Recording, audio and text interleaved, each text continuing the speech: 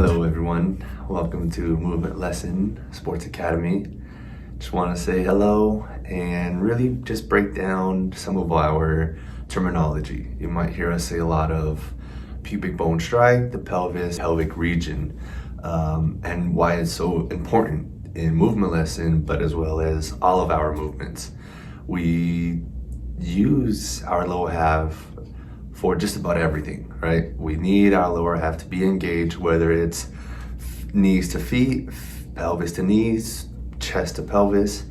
It's all connecting down to our lower half.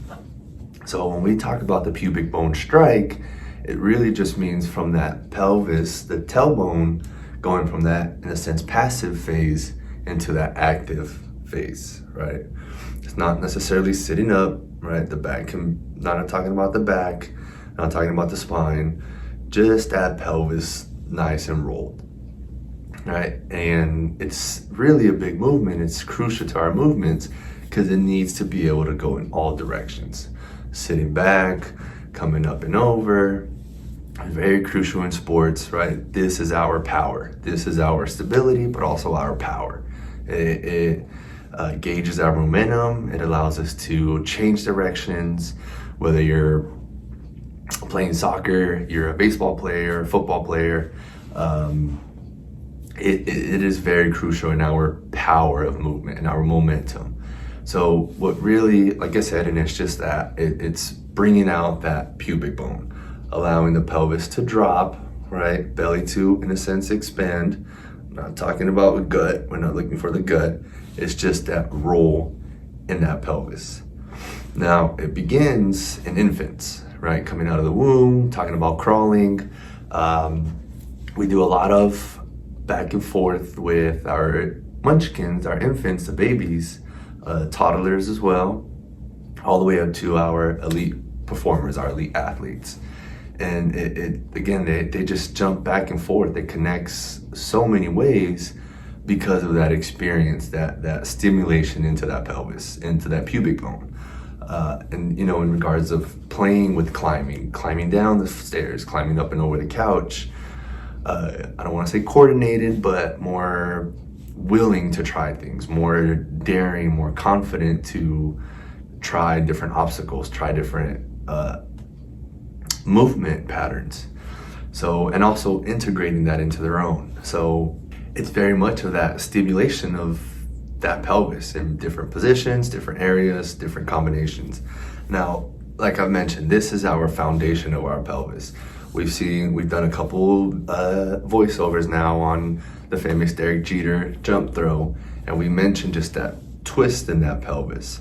It really stabilizes, it really structurally supports the rest of your body, the rest of your spine, your chest, and so on. Again, head, neck. If this is out of line, feel just that instability in that upper body. It really makes you compensate, and that's where we start to force. So bringing it back, pelvic strike, pelvic twist, from passive to active and vice versa, right? That's no difference from getting ready to run down sprinters, right? Run down the track, right? They go in that passive, in that very passive motion, position. They're engaged, they're loaded in that back leg, right? Blow of the whistle, blow of the gun, and they're off. They are sprinting. It's like a rubber band, creates that stretch, and off they go. That same motion, we'll break those down. We'll do some track runners, we'll do some elite performers on the track, and just watch how they spring into action and watch that pelvis come through, right? They're not running what we call passive. They're not running, stomping. They're pushing through that belly and really torquing through that chest. And that's another word, that torque, right? Creating that twist. Really, that rotation could be subtle as much as rotating or as rotating, right? It's still that movement, that passive going into that subtle active motion. Passive, tucked in, ribs tucked in, chest tucked in, to active. Hopes that helps. Again, there'll be many more videos coming out, and we look forward to your questions and comments. I'll see you later.